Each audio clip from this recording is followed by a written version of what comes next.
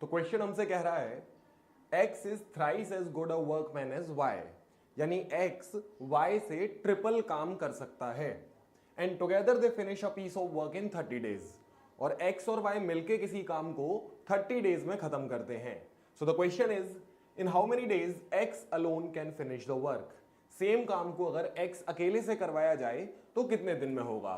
तो काफी सिंपल सा क्वेश्चन, बस यहां पे आपको एक चीज ध्यान देनी है कि फर्स्ट लाइन में हमें x और y की एफिशिएंसी का रेशियो दिया हुआ है।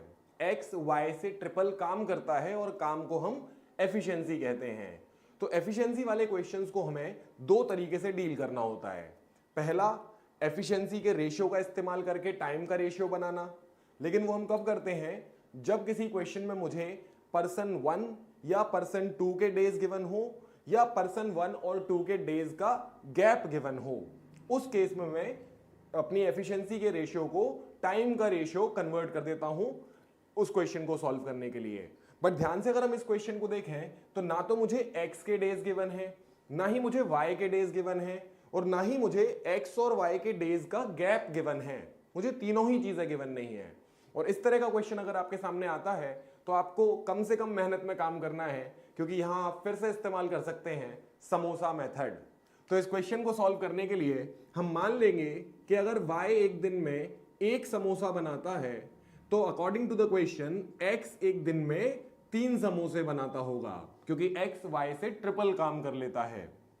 अगली लाइन में क्वेश्चन ने हमसे कहा कि दोनों मिलके 30 दिन में एक काम को करते हैं। तो यहां से अगर मैं देखूं तो दोनों अगर मिल जाते हैं तो एक दिन में वो 4 समोसे बनाते हैं, और 30 दिन अगर वो काम करें तो डेफिनेटली वो 120 समोसे बना देंगे। यानी कि इस गिवन क्वेश्चन में वर्क की वैल्यू थी 120 समोसे बनाना। तो हमें वर्क मिल गया है। अब हम आसानी से बता सकते हैं कि x अकेला इस काम को कितने दिन में करेगा।